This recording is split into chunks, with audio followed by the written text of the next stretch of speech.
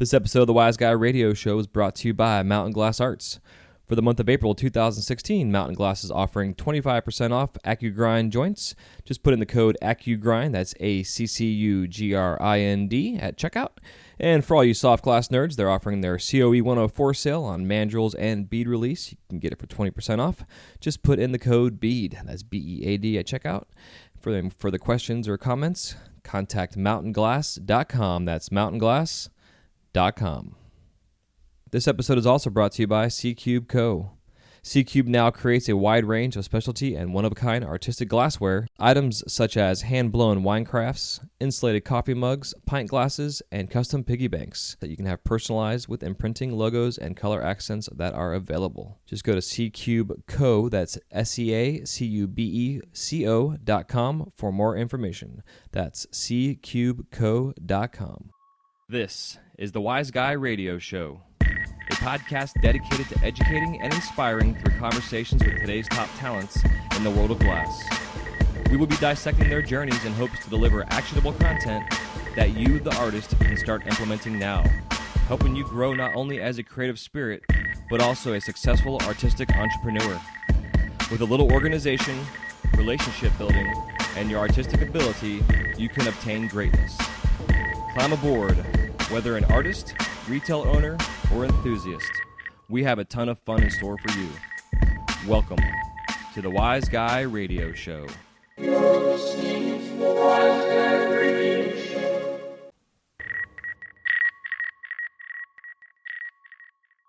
Hey, what's happening? Welcome to the Wise Guy Radio Show, episode number 94. This is Jay Michael, your host. Thank you so much for tuning in today. With 17 years of experience behind the torch, I am as excited as always to bring you conversations with artists, sharing their stories in hopes to inspire and entertain while helping you grow your business. And today, it is no exception. Today's guest we have is CHRIS Bock. He is a scientific glass artist and also has been getting and dabbling into more artistic glass work as well over the past couple of years. He has a company called C-Cube Co. or C-Cube Company. That is officially one of the new sponsors of the show, as well as him coming on as a guest. He's a tool maker, makes bench rollers, all kind of fun stuff. He was actually, Carl Termini was one of his first customers as he began the process of designing his tools, which we will get into a conversation in this episode. We get into a lot of fun talk. He's not really big into the science talk of glass blowing. It's more of into the conversation of just the process and his experiences behind it and really what he's learned from the glass and from dedicating yourself to a craft over so many years and how it really kind of blends into our life, which I find that a lot of us that are passionate about our work, we've more or less become a lifestyle for us. And in a sense, probably all of us that do this, if not 95% of us, we look at this as a lifestyle and are blessed to have the ability to do this as art as well and get our expressions out there and our emotions and all that fun stuff. So we get into that conversation, a lot of fun. He's married and he teaches as well. He's a member of the American Scientific Glassblowers Society.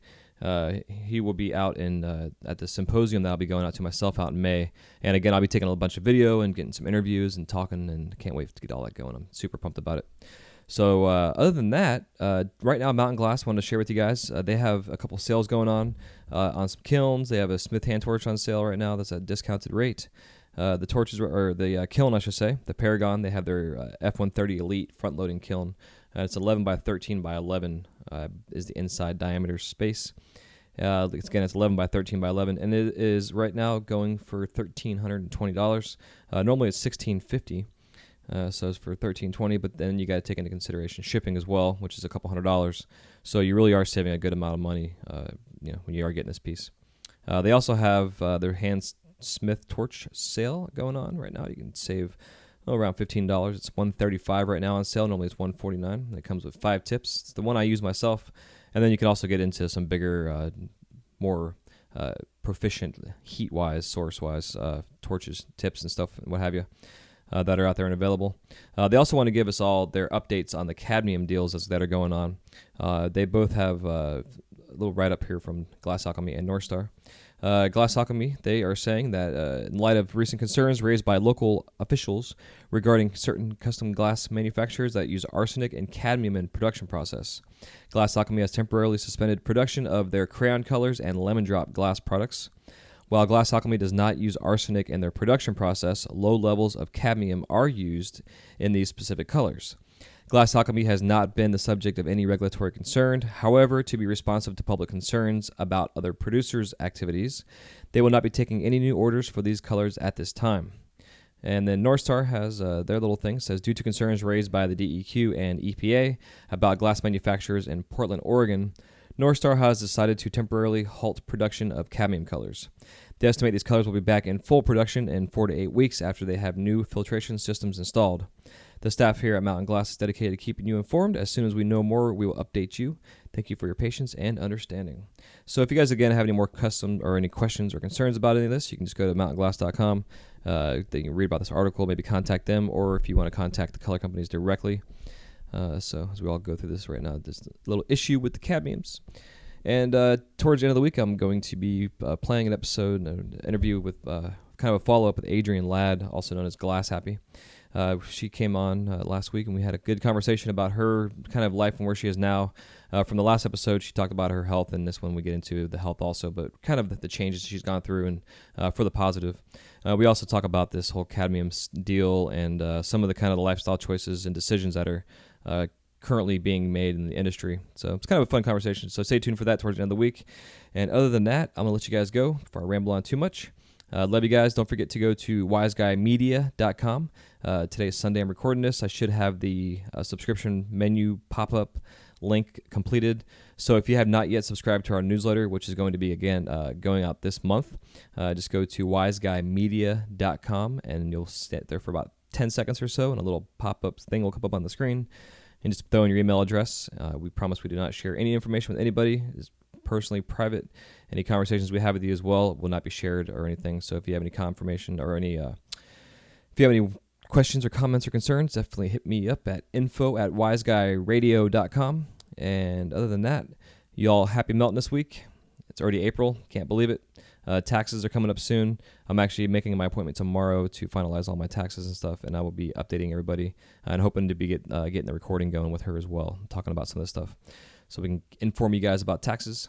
And other than that, take it easy. Enjoy this episode of Wise Guy Radio Show, episode 94 with CHRIS Bock of C-Cube Company. Talk to you guys soon. Peace.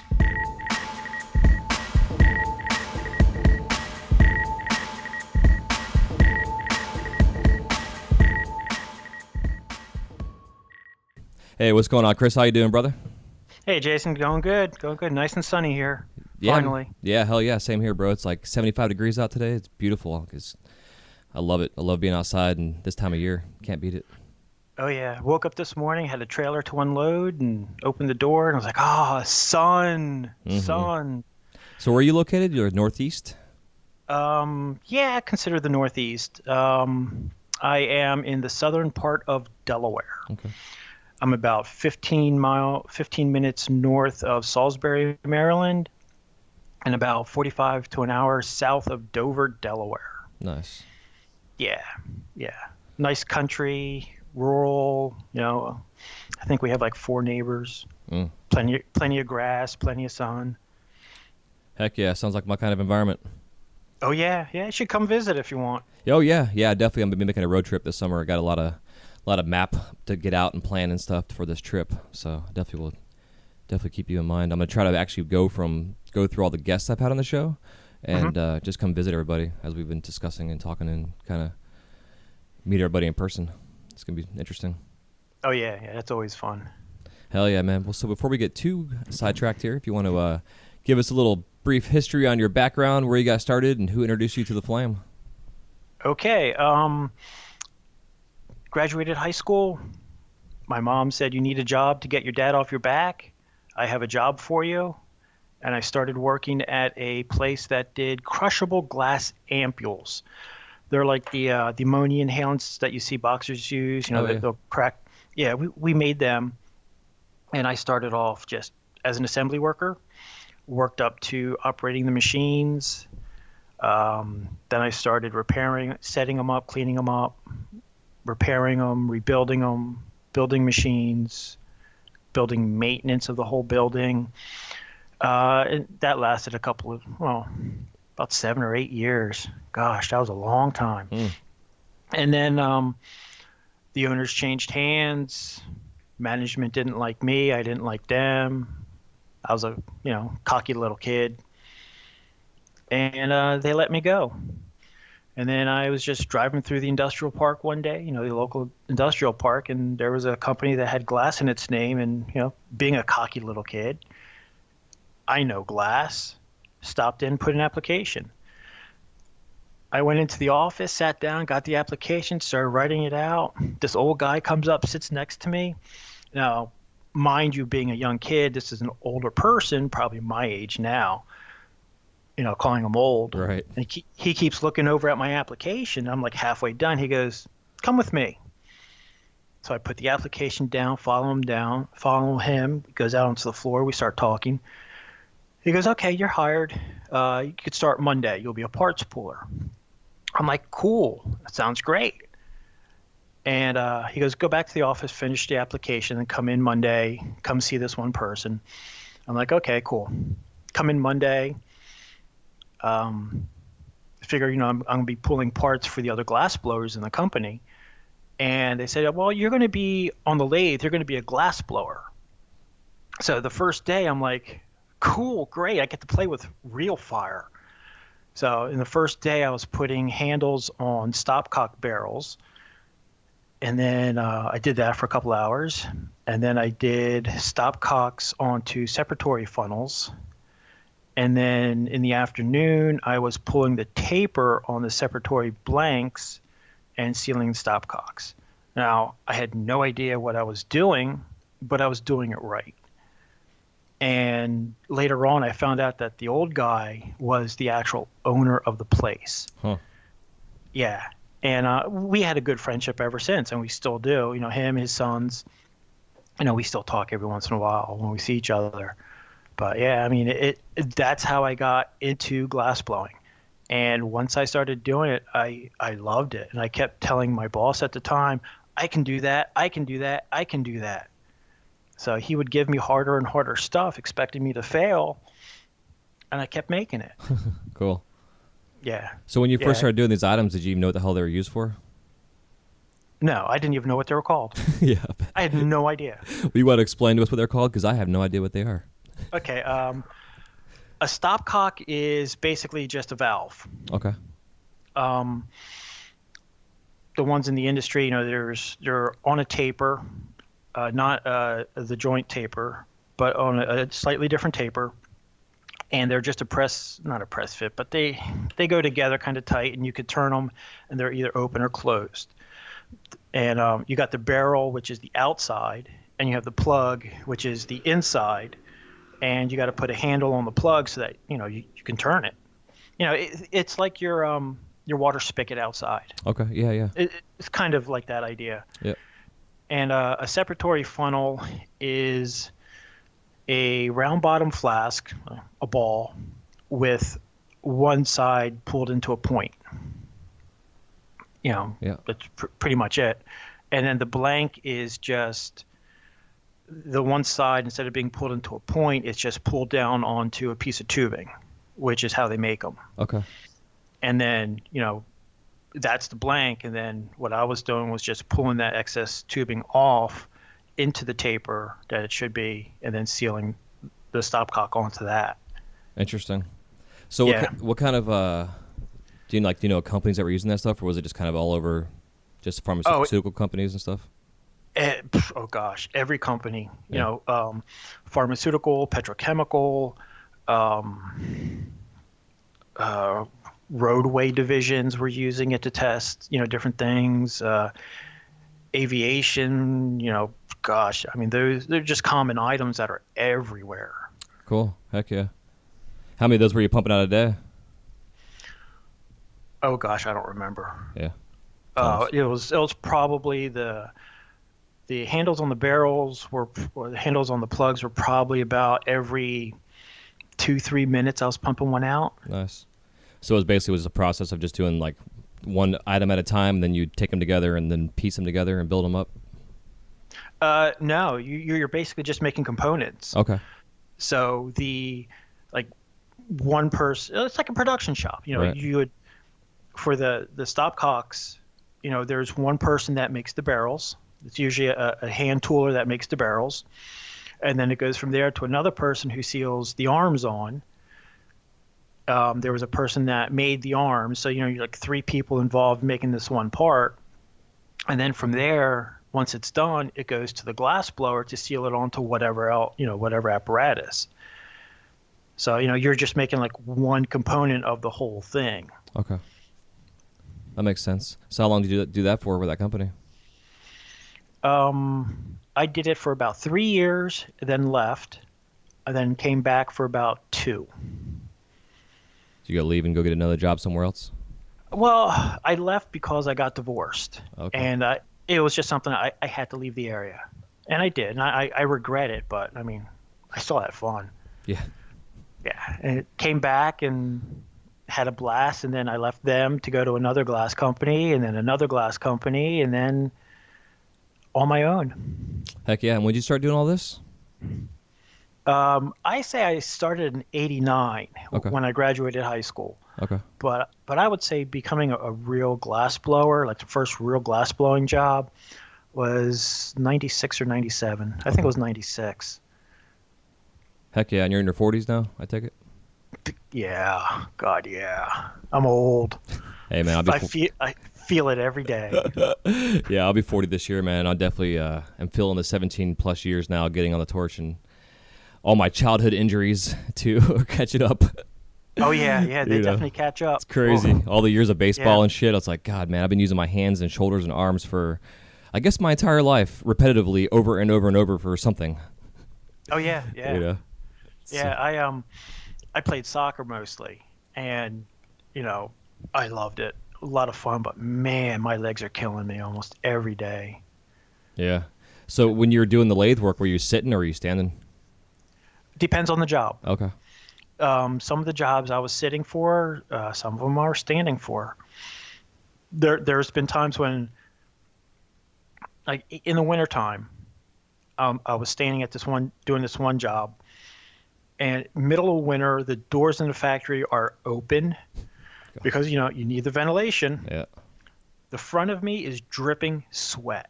I'm in a pair of shorts. It's free. There's snow on the ground outside, and my back is freezing. Yeah.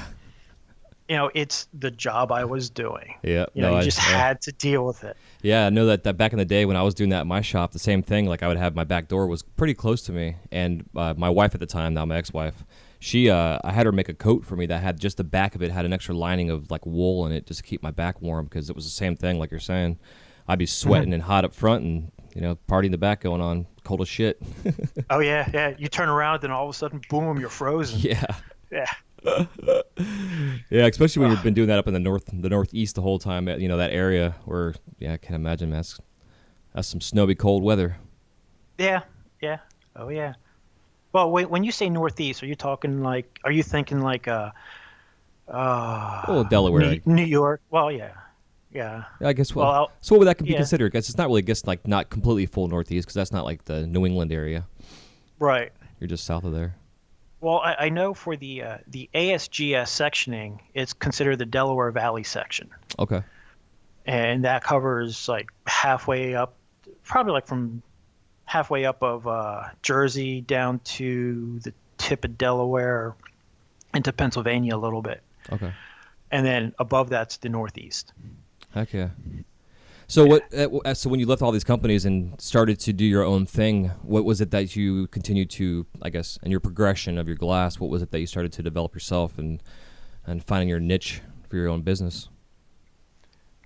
It was pretty much a customer that I had. The last 2 places I worked at, the customer came into one of the places, and I started doing their work that they wanted, their products. And then when I left that company to go to the last company, I told the customer, and the customer said, "We definitely want you to keep doing it, but we just can't leave." we have to let the other business fail basically, and then we'll hop over to you. So I had a customer that was loyal to me, and then once I went on my own, the last company I worked for, they're like, take them. We don't want them. Take them. You do the work anyway. You just take them. That's fun. And so it's more, my niche was more of the custom, small scale, oddball scientific glass. Cool. I catalog items, I don't do. I could care less about doing them. I don't want to do 350 ml flasks. I don't want to do them. You buy them in the catalog, it's cheaper. Yeah, exactly. Yeah, if you want that on something else, yeah, I'll do it. It's not a problem. And then I had it's mostly just custom stuff that I do. I have one customer who wanted mugs one year. He wanted a vacuum jacketed mug. We worked out the details. I made it for him. He posted it online. And now, I've had orders from Australia, California, England. They see it online and, hey, this is neat and unique. Yeah, just about every glassblower can do it, but, my name is out there that I've done this. Yeah, that's rad. So what is it, like an insulated mug, like a double layer type thing? Yeah. Has a cavity around it? Yep, has a little cavity. It's vacuumed, which, insulates it. And, I've had some people say, hey, it's really nice. Can you make a beer glass? And I'm like, yeah, I made beer glass. And then I had another guy say he wanted a wine bottle. Huh. Sure, I'll make it. Why not? Yeah, that's pretty specific. But man, that's a hell of a niche to get into, especially with the way that industry, the wine and the beer industry, is going right now. Really. But I'm sure you don't want to be, like you said, you don't want to crank out hundreds of these things. Yeah, I do them in small batches.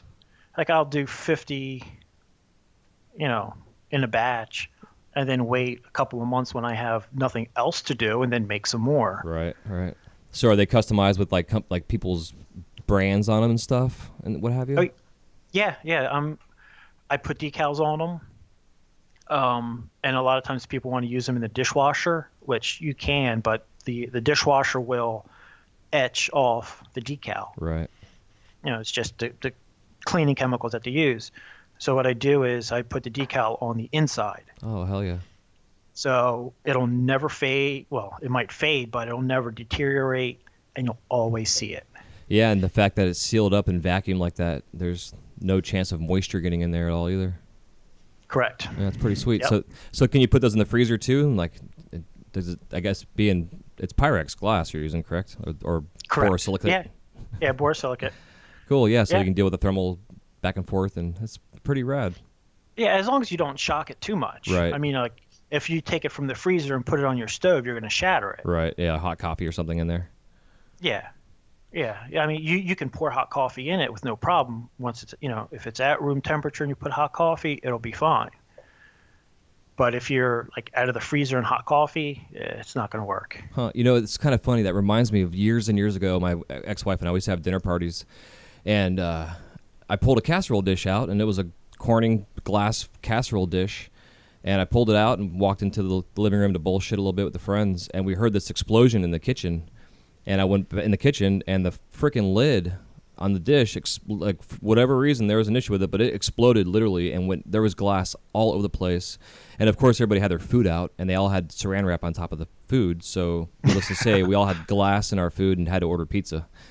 Well, yeah, you make the best of it. Yeah. Laugh it off and make the best of it. Yeah, but it was crazy because I had just, at that point in time, I just got into kind of dabbling in glass. My apprenticeship was a year long, and it was 6 months of shopkeep and then 6 months of hands-on. And so I had seen it done. I really hadn't gotten on a torch yet. I was still sweeping floors and stuff and earning my keep.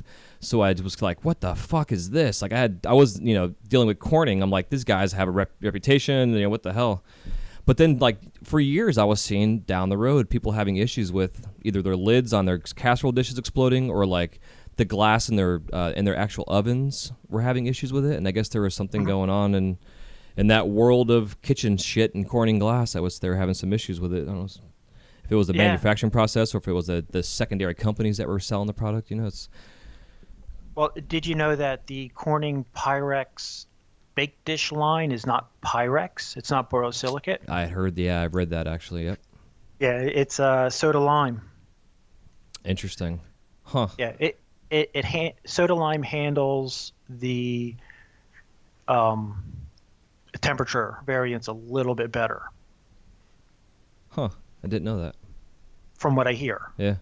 I don't think it does, but Yeah, because when I think of soda lime, I'm thinking of like soft glass furnace work type stuff, or more in that area. That really doesn't handle heat and cold, because once you make a piece, you really can't do anything else to it, temperature wise. So yeah, it's kind of crazy, huh? Interesting. It sure is. Yeah, there was a Consumer Reports article about it, and my wife saw it and cut it out and handed it to me, and I have it floating around somewhere. Yeah, I have to dig that up somewhere. I'm sure I can Google it and find it. Yeah. Huh. Yeah, I think I lost it in one of the few moves I've done. Yeah, I hear you, man. So to get back to your company, so now your company that you have is the C Cube, and correct. So is it you just specialize in the glass, or is there other areas of in your company that you focus and specialize in? I started off with just glass, and then I found a need for tools for the industry. I do hand tools for joints, adjustable bench rollers, turntables, and because of my good mechanical background, I'm working on lathes, fixing them, repairing them, cleaning them. So like this morning, I just took off a double E Lytton off the trailer, and I have a GL 100 that's going out west. I got to box up and ship. Nice. So yeah, I'm not just glass. Cool. So I guess kind of to back up then to your mechanical background, because you said that's what you were first doing as a young kid. Did you go to school for that, or was it something that you learned with hands-on training? Just hands-on training. My dad was in the era where, he grew up with his dad fixing everything because, with Great Depression, you don't throw anything out, you fix things. Yeah. So my dad, if there was a problem in the house, plumbing, electrical, wood, he would do what he could. And then if he couldn't do it, he would get somebody in. And, my brother and myself, we were just helping him all the time. And, work on the cars, no problems doing that. And it just, my brother, he does wood. I do glass. We both do a little bit of metal. What other medium is out there? Glass, wood, metal. Yeah. Pretty much everything. Yeah. Have you guys done any like art together besides making tools and stuff? No. He works hard during the day, and when he comes home, he just wants to relax. And I really don't blame him. Yeah. He's older than me, so he's ancient. Do you guys work together in the same space, or do you have your own individual spots? We're two different states. He's in Jersey. Okay. I'm here. My parents are they're living in New Jersey, and my brother's living with them. And I got married and moved out, and I'm down here in Delaware. They're in Jersey, and I go up and bother them every once in a while. But yeah, we have separate spaces. Cool. So is he doing the work for your tools, like the handles and stuff, or is that all you? That's all me. Cool. Hell yeah. Yeah, I wasn't sure. That's why I was asking. Now, for the wood for the handles, I have a company that makes that shape already, and I just buy in bulk from them and just cut it and drill it to what I need. Yeah, it makes total sense. Are you making like graphite tools and different things like that? No, I don't do anything in graphite. The hand tools I make are all steel. Okay. They're modeled off of what is used in the industry to make joints, and what hand toolers do in the scientific industry. And I have a couple of friends that all they do is hand tool every day. And when I was first started, I gave them a couple different designs I had. I said, what's good, what's bad, what needs to be changed? And they walked me through it all, and now the hand tools that I pump out now are basically from them, what they wanted. Nice. Yeah, it seems like you have a good knack for customizing, to a point to where people really are getting what they ask for and what they need, which is not always easy to get, nowadays. Yeah, it is tough. It is tough. If I was a big company and you wanted something custom, you're going to pay an arm and a leg. But because I'm small and I know other small shops, I can really bring the price down. And even then, people are bitching and complaining. All right. Yeah. Yeah. Nonstop. Yeah. It's nonstop. I got a thick skin now, and I just don't care. Yeah, you have to, man. It's the only way to survive in this space because, you have your haters, and then you have the people that love your shit, and then they also want to complain about it at the same time. Oh, yeah.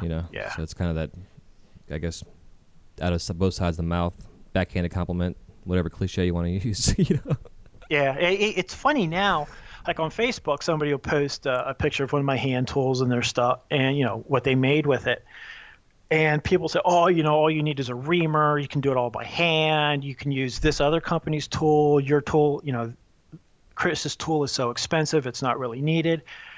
And I don't have to say a word. Everybody defends my stuff. Yeah, it's awesome. If they have it, they defend it. And it's great. I don't have to do anything anymore. It's nice. Yeah, that is. Yeah, that's important, man, when you have that tribe that's behind you to really, cover your ass in a sense and stand up for you and for your brand. It's so easy to get lost in the weeds as just like some other jabroni out there doing their thing. And when you have, like you're saying, you have a backing that supports you and knows you, and a lot of it comes from building trust, and that's kind of what we all are in the business for, is trust. And if people don't trust us and trust our work, then what's the point? They're not going to buy our shit from us ever again. So to be able to have that and that reputation it's so important, and especially in our space is I'm not going to say we're a dime a dozen because we're not, but there's a shit ton of glassblowers out there, whether it's scientific glassblowing or functional art or furnace work or whatever, and you got to be able to stand out as that one guy that's able to specialize and then be trusted for his specialty and then be the go-to guy or girl, in that area. So it's pretty sweet. It's I don't know, it's a blessing in a sense too, to be able to have that, and it's a lot of fun. Do you with your tool works that you're doing, like what kind of stuff are they making with the tools? Joints, like 14 millimeter, 18 or 19, 10 millimeter joints. Okay. Those are a very big seller. I have a couple people that have, I think they're carbs, but I'm not sure. Mm-hmm. I mean, I don't smoke. I very rarely drink. I'm not in the pipe industry, so all that terminology, I have no idea. But if this is what you want made, I'll make it. Yeah. And I had Carl Termini. You had him on earlier. Oh yeah. He was the one that really got me started with the hand tools. Okay, cool. Hell yeah.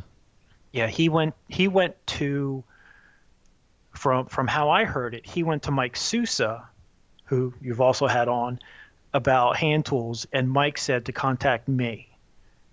And then, I was talking back and forth to Carl, and, I made a couple of tools for him. And then he posted them online, and then everybody's like, where can I get them? Yeah, that's awesome. Yeah, Carl's got a great reputation, and his work alone just speaks for itself. He's so different and stand out in terms of his style of what he does, on top of the function of it too. But it's and the fact that he's a killer dude. I mean, when I did my interview with him, it was one of my first interviews where I had trouble getting my thoughts together because I was so intrigued by what he was saying. Oh yeah, he is. He's a fascinating man. He really is. Yeah. He really, really is. And I have to publicly say this. I have to apologize to him, and I haven't done it in person, but I have to apologize to him. There was a job that he wanted me to do, and I told him I can do it, and I just walked away from it. And that's not a good thing to do, but I don't know. It was just a bad thing, bad time in my life. Yeah, sometimes you got to do that, man. Sometimes you just got to tap out. And knowing when to do that is the most important part, because you can prolong that shit, and like you're saying, it just makes it worse. I've been in that same boat. I've had people hit me up like, hey, man, can you make this? And I'm such a overly optimistic person that I'm like, yeah, I could do that, no problem. even if I've never done it before or not, I'll figure this shit out. You know, and there's been times where I'm like, dude, I don't give refunds, so I can make you something else, but this isn't gonna happen, you know, kind of thing. Oh yeah, yeah. Well, I mean, what happened with the job was my wife and I were going out to California to visit some relatives, and he hits me up like a couple of hours before I even get on the plane. It's like the whole time I'm out there, I'm thinking about his job. I get back, talk to him some more about it, and then I get injured, so I couldn't work for about a month or so. And then, I started doing the job, and it just, I just walked away from it. And the worst part was I didn't tell him. I just stopped. So, I mean, yeah. I want to officially apologize for it, and I'm going to be sending him a text and an email and probably call him this weekend. Heck yeah. It's just not right what I did. It really isn't. Yeah, I'm sure he's understanding. Especially, he's a really cool dude. He really is. I love his work. Yeah.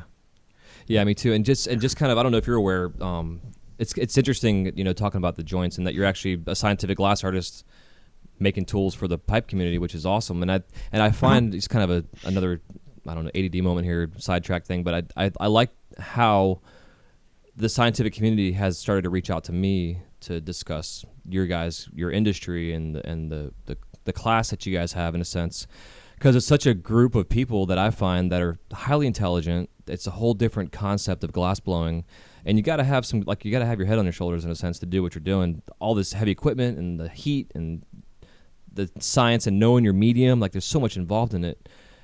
And to hear that you're making tools for the pipe community is awesome. And you're also knowing that you are making different sizes for the evolution of our industry, because it's this industry in the last 5 years alone has evolved, leaps and bounds more than I ever thought it was going to go. Which is kind of cool. And going from like an 18 millimeter to a 10 mil to a 14 to 14 females, and like it's all back and forth. And now they're coming out with this 12 mil joint that's and tools as well. Blast Shield's one of the known companies out there that makes tools too. But so just for yourself, the 12 millimeter is the next. I don't know if it's gonna be the next big thing. If it's that in between size, who knows? But just for yourself, just might be helpful. Well, just so I mean, into the pipe industry, I mean, the joints that are out there, I mean, we go from 7, 10, 12, 14, 19, 22, no, not 22, 24, 35. I mean, so, the 12s are already out there. Right. I mean, they're common. It's funny. It cracks me up. Like somebody say, "Oh, I want an 18 millimeter joint," and you hand them a 19, and they're like, "No, I wanted an 18." Well, do you know what the difference between an 18 and a 19 is? There is none. Yeah. The actual theoretical dimension is 18.8 millimeters. Right, exactly. So is it an 18 or a 19? Yeah. And that's been a controversy for years, dude. Yeah. It's so funny because it cracks me up. Yeah. Yeah, it's gotten away from the 19 mil. Everybody calls it 18s now, even though, like you're saying, it's like getting into 1-inch heavy wall tubing. It's like 25.4 millimeters. Just it's people want to say it's 26 or 25 or whatever. It's who gives a shit? Right. I mean, there's so much variance in the glass size anyway. 25.4 or is it 25? Yeah. Really? That's the tolerance that you have on it anyway. Yeah, it's weird though too, because like a lot of in this industry, a lot of the companies outside, the third-party companies that are making the nails and the accessories for all these joints, they have to be on top of it to understand their specifications. And the different companies have different thicknesses and different sizes, and the wall thickness is different, and it's all this weird shit. There's a standard, but there's not. So it's like you might have one company making A and one company making B, and A may fit in this joint, but B may not, even though they're specifically the same size. Right. It's just weird. Oh yeah, it definitely is. And the variances, like you're saying, it shouldn't make a difference, but I guess in length, when you're doing measurements and stuff, it makes a difference. But in short term of millimeters, But if you get into the scientific application where they're using it for testing chemicals, or running pressure through it to see if it's going to explode and be able to hold whatever they're going to use it for, I guess that kind of variance is very important to be able to get it down to very certain specs that they're asking for. Yeah. I mean, there's a spec on the actual taper. The taper is a 1 in 10, so every 10 millimeters it goes down by 1 millimeter. There's a spec on that because when you put two pieces together, they have to fit. And whether you buy it from, like in the scientific industry, whether you buy it from Chem, Ace, Andrews, VWR, Fisher, Corning, or whatever, they have to be interchangeable. Mm-hmm. So there is an actual government national spec on them. And, that's why, some joints will rock and some joints won't. Yep. Yeah, that's interesting. And I guess, which I think is kind of a fun topic, because like with the scientific glass blowing industry, it's been around for, I'm not gonna say forever, but it's been around forever. It's been way longer established than the pipe industry has been, and the pipe industry is now kind of getting into its teenage years in a sense. So there's still some streamlining that needs to get done with that kind of stuff. Where like when in the scientific industry, it's already there, it's already established, and people refer to it, but they don't necessarily take it specifically from the scientific glass community to bring it into our world, which to me makes all the sense in the world that we should be doing that. We should be taking references from something that's already existing instead of trying to create the wheel all over again. Yeah, but I mean, there's also times when somebody, like I do this a lot going through hardware stores, I'll see something and go, oh yeah, I can use that for this.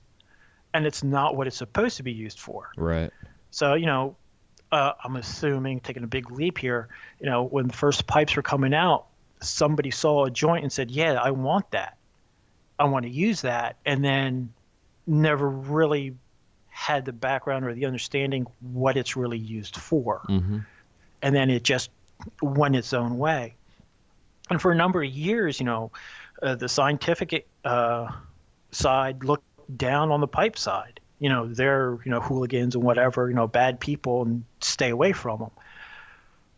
But a lot of the attitude towards that has changed with the glass blowers, with the scientific glass blowers. They're realizing, these people are talented. They can do stuff we can't do, but yet we can do stuff they can't do. And, we're all in the same boat, basically. Mm-hmm. We're still buying from the same people pretty much. We might be a little bit more technical and a little bit more exact, but, we're still glass blowers.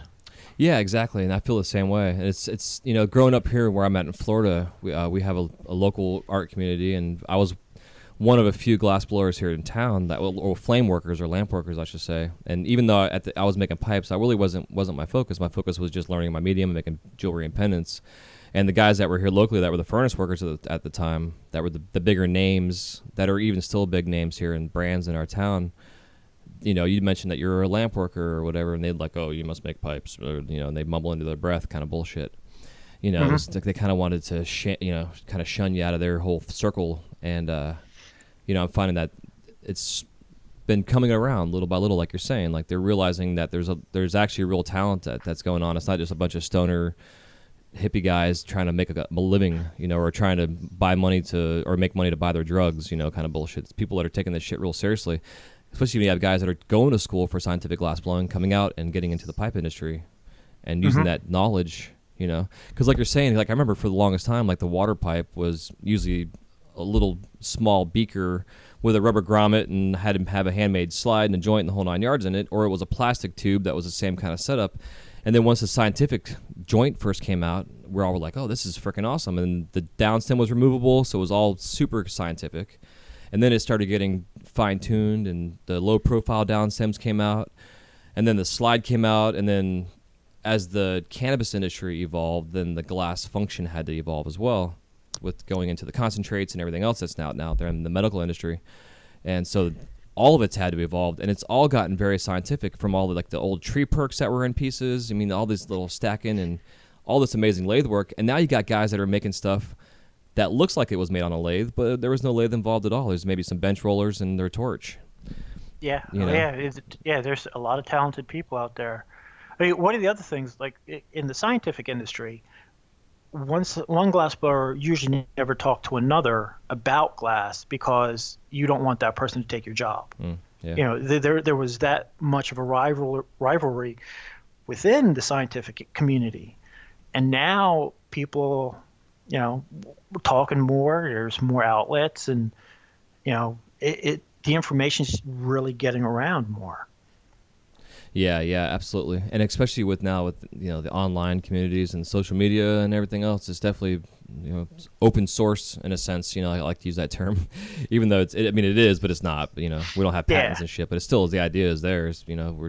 I mean, hell, I never right. thought in a million years I'd be doing a radio show talking about glass blowing and sharing stories and information and how to run businesses and techniques and stuff.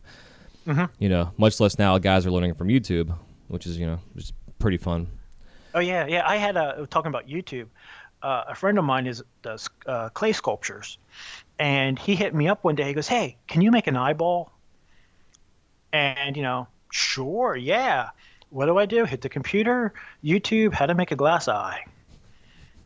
And then I was like, okay, I made about 3 dozen of them for him, and then I started playing around with the colors. Like instead of just having like a black pupil, a blue ring around it, and then the white for the eyeball, I was doing like blacks, reds, greens, oranges. He got a kick out of them. Yeah, I I bet. did some with a square iris instead of a round, Heck yeah. and that was like my first real dive into millies and stuff like that, and stringers, and really playing around with color. Nice. Is that when you started kind of getting yourself into more of the artistic glasses also, or was that kind of in the middle of it? That was kind of in the middle of it. My wife and I took a pendant class at Carlisle, and it was the first time she ever did glass, and I've been doing glass, so it wasn't the first time for me. And we made some pendants, and then we started. One of the first real jobs when I went out on my own was making wine crafts, and so I would go to a fair, and I would have some wine crafts and a bunch of pendants, and that's how I really started. And then the scientific side of my business got a little bit too big, and I stopped doing the pendants. And my wife's busy, so she doesn't do anything anymore. But it was pretty much the pendants, and then I stopped doing them, so I got some color left over. And my one friend hit me up for eyeballs and did them, and now it's all clear. Everything is clear. Yeah. Yeah, I like clear. I used to use a shit ton of color, and I kind of got away from it at the time because of budgets, but also I got to find where I really liked how the scientific, and for me, it's the scientific side of things. The being able to have the clarity of the glass and seeing how it resonates and all the spectrums of light that comes through it and everything else, and then really shows how your quality of your work is done. Yes, yeah, absolutely. The thing that I enjoy is I used to get some repair work, and I've worked with lead glass, borosilicate, and quartz. And seeing the difference in quality between those three, like boro and lead, you can flow. I mean, it looks smooth, no sharp edges, nothing. Quartz looks like somebody glued stuff together, and that's perfectly acceptable because it's quartz. Mm-hmm. And me kind of being a little bit of a perfectionist, I'm like, that doesn't work for me. And I would get my quartz flowing, or smooth, I should say. It doesn't flow. I can have a quartz piece and a boro piece sitting next to each other, and you couldn't tell the difference. Interesting. So you really would get the clarity out of the quartz?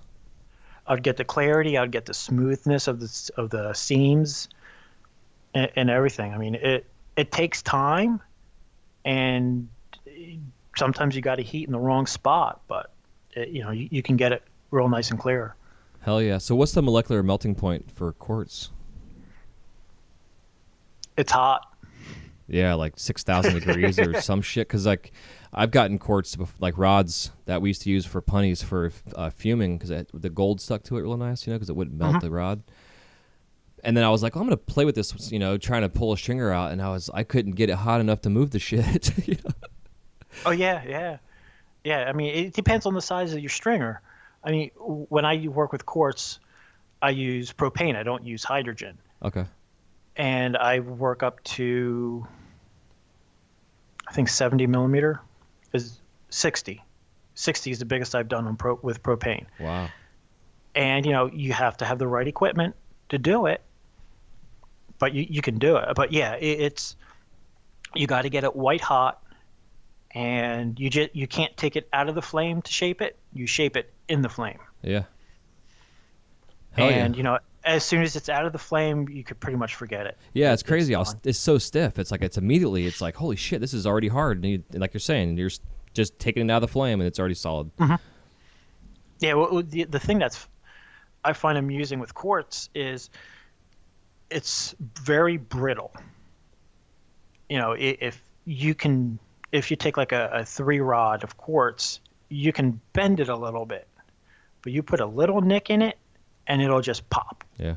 Where if you have a piece of boro that's 3, you can bend it a little bit more, and even with a nick in it, you can still bend it a little bit. But quartz it's hard, but it's brittle. Is that because of how the manufacturing process is, or is it just the chemical makeup of quartz? It's just a chemical makeup of quartz. Yeah. Just the way it is. Huh. Interesting. Yeah, it's so neat, and I like talking about the glass because like you're saying, there's so many different variations, of it. Like even Mike was saying when I talked to him, he's like, you can change the formula by like such a small little bit and have infinite amounts of types of glass you can produce. It's amazing thinking about the structure of what can go into it. So with the quartz, like what were you doing? Oh, go on. You're about to say something. I was going to say, like with the different recipes for the glass, if you look at Simex, Corning, and Schott, they all have a different tint to the glass. Mm-hmm. They're all 33 expansion, so they're all the same, but they seal different, they work different, and they look different. Yeah, I agree. But they're all borosilicate. So each company has their own little recipe that they use, and sometimes they don't seal together well. Yeah, it's true. I know what you mean, because I know I've put 2 pieces of different kind of glass. Like I use a Chinese rod and sometimes for punnies, and I'll punny up that to like some Simex, and you can see the difference in like almost like a wave in the glass, where like when you see heat coming off the ground, you get that little bit of a vapor kind of look. It looks like that in the glass. It's such a neat. I shouldn't say neat, but it's just a weird variance that you get between the 2 different types of glass.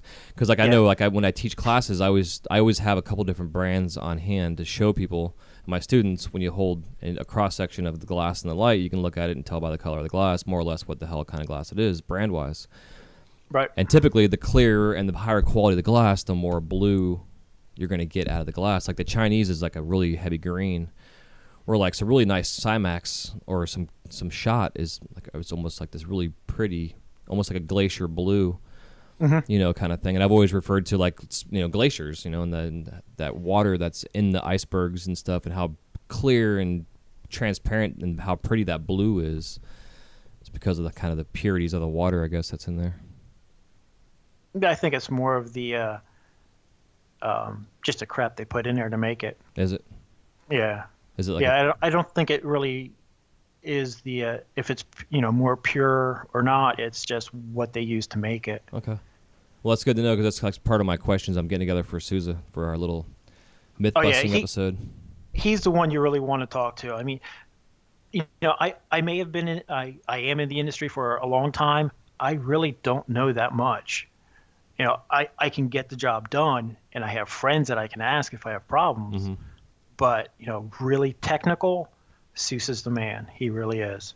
Yeah, it's funny you say that, man, because like I find that in glass in general, there are 2 different types of us. There's the Mike Sousas, and then there's the you. Yeah. Because I'm the you. Like I do research, and I know some things, but I mostly like learn as I go, hands-on, figure this shit out. I've been making mistakes in this glass industry for so long that I've gotten away with that. I didn't realize I was, quote unquote, doing something wrong because I was getting away with it. And now with all these new colors that are coming out, I can't do those same things I used to do because now they don't work the same with the glass I'm using. And learning how to like not run a color or something specifically through like 4 kiln cycles because I'm killing the glass.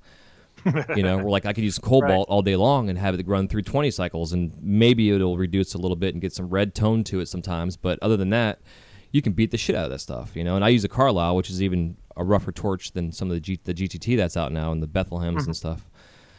So it's kind of funny. Like I love the science and that's involved with it. Don't get me wrong, but I'm the same way. I'm not an expert when it comes to it, which is again why I wanted to do this show, because I'm just as curious as you are about how the hell this shit works. Oh yeah, it's fascinating. I think one of the big things is like the difference between Sousa and me is that I am myself in my own little business, in my own little world, where Sousa works at a university and he gets all kinds coming in. So he has to figure out this, has to figure out that. You have a research student that wants this done. Can it be done? So he comes across more in the world than I do, and so he's a lot more knowledgeable about stuff because of that. If you work in a university as compared to just a production worker in a bigger company. Yeah, that makes sense. Yeah, because like he's saying, we're doing research on dark matter. I'm like, that's pretty fucking cool. Yeah, it is. It is. Oh yeah, he has some fascinating stories. Oh, yeah, he's a definitely good guy. I mean, there's a lot of good guys out there, but I mean, he's one that's really gone from hop the fence, if you want to call it that, where he knows a lot of the artistic people and a lot of the scientific. So he's like right there on the fence. Yeah, it's good. We need that. Look, we all need that kind of influence in our industries, which is pretty cool. Yeah. So, in the art side, what are you doing now? That's artistic. Oh gosh, mugs. Yeah. That's about it, really. Yeah, that's it. Nice. I mean, yeah, it's fun. I do a wine craft maybe once a year, and it's mostly for a charity that my wife belongs to. I started doing some wine glasses,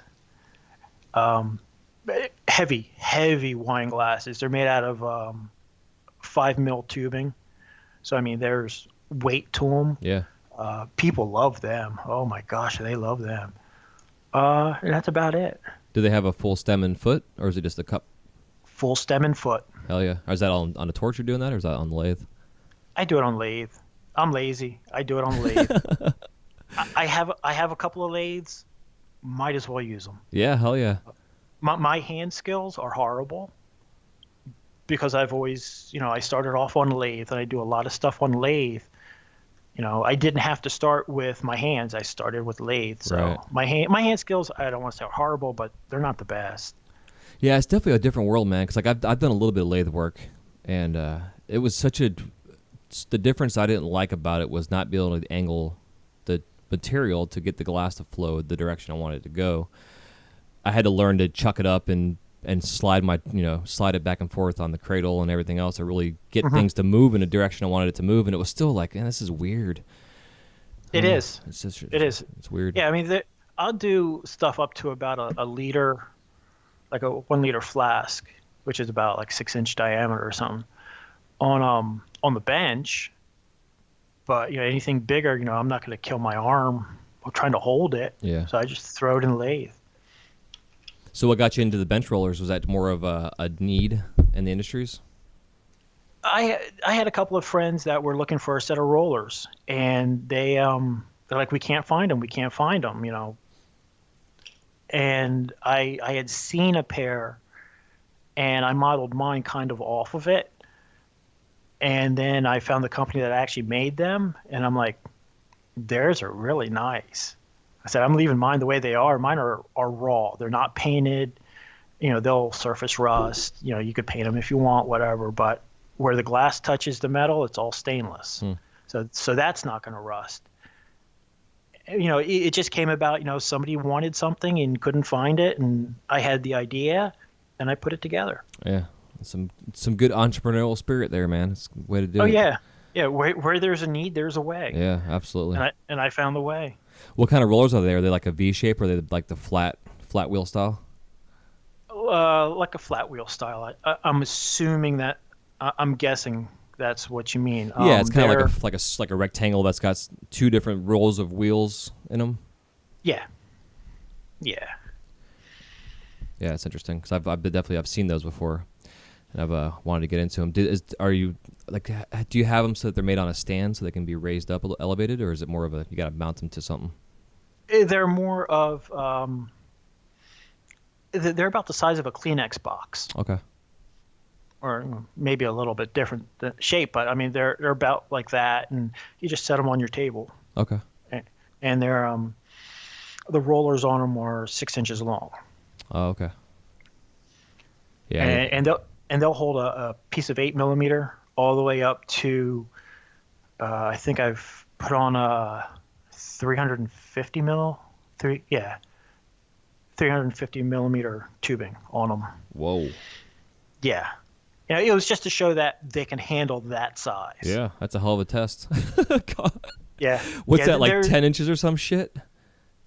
That's huge. Jesus, 350 millimeters. 12? Yeah. 12? I think it's 12. Yeah, that sounds about right. Yeah. Wow, that's crazy.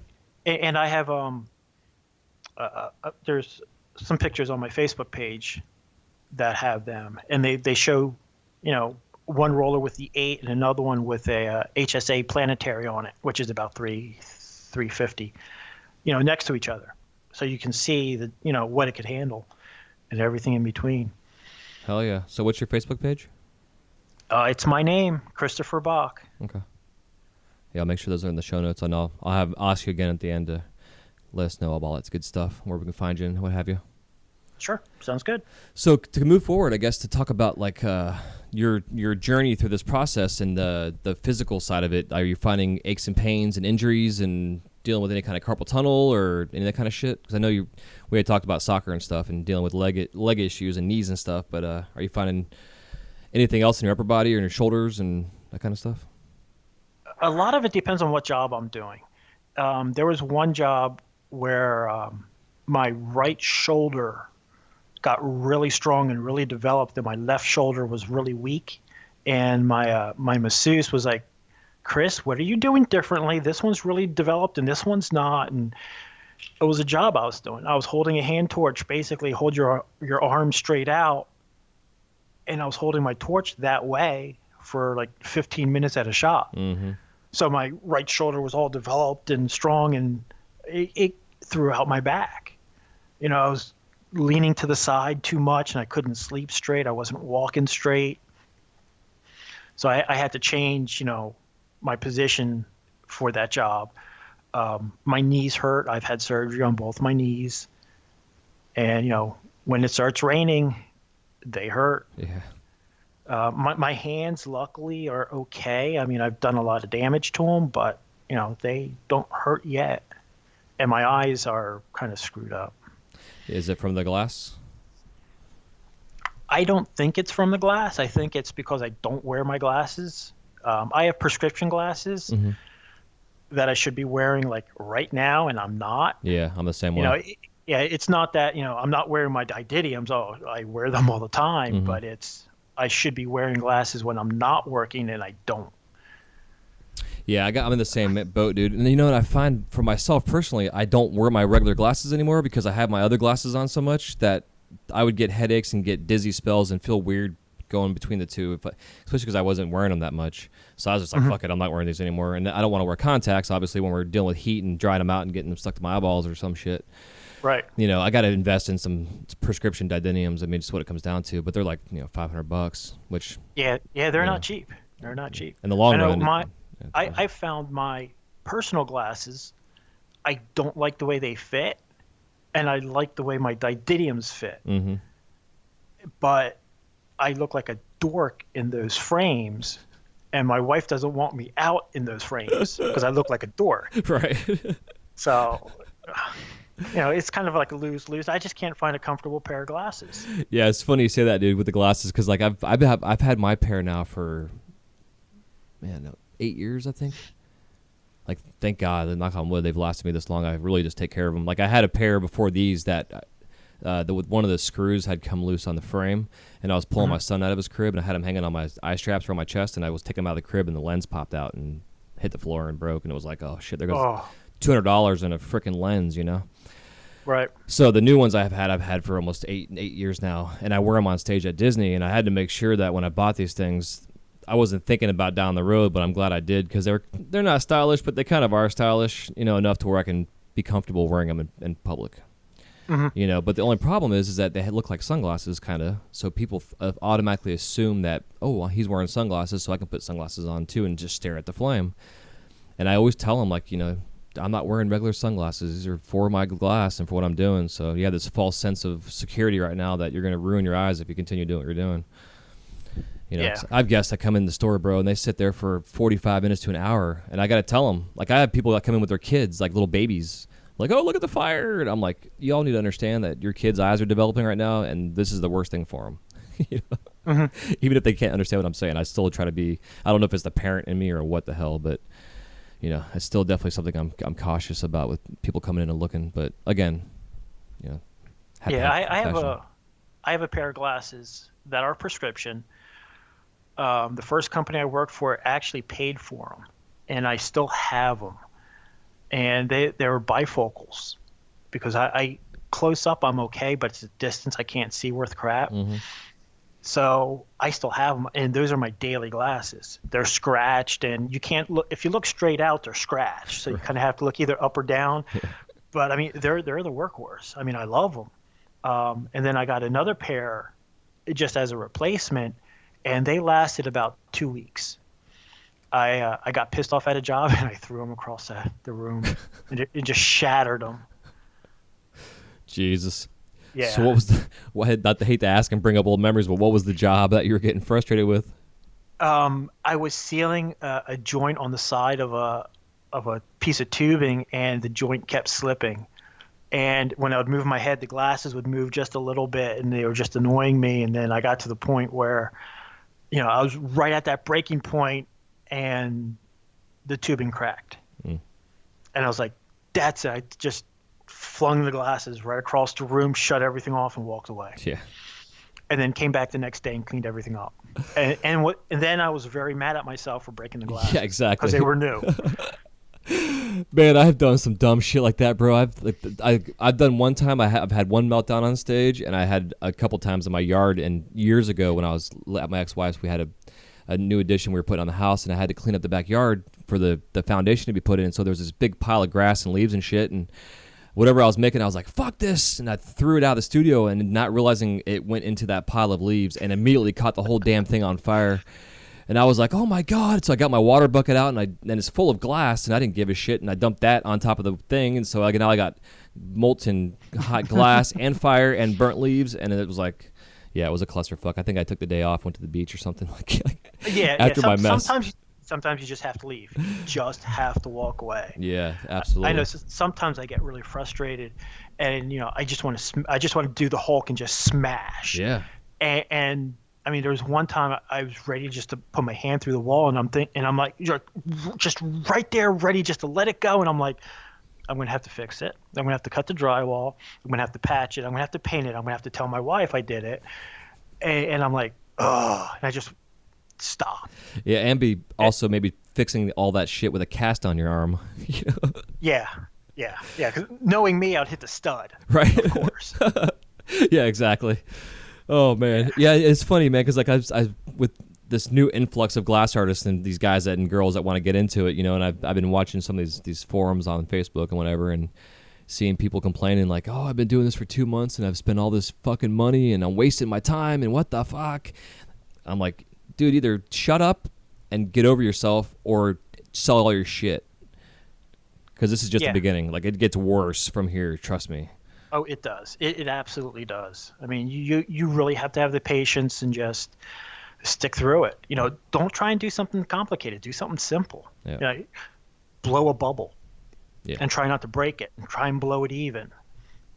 Yeah. You know, make a blob at the end of a rod. You know, try and keep it straight. Seal 2 rods together and try and keep them straight. Yeah. Simple shit. Yeah. You're not going to make a full color pipe in a day, your first day. It's not going to happen. Yeah.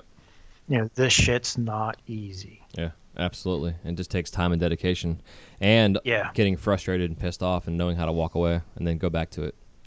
Yeah, and knowing how to fix it. Yeah, exactly. Yeah, that's the key. Where I really learned a lot was fixing my own problems. Yeah. Oh shit, I screwed this piece up.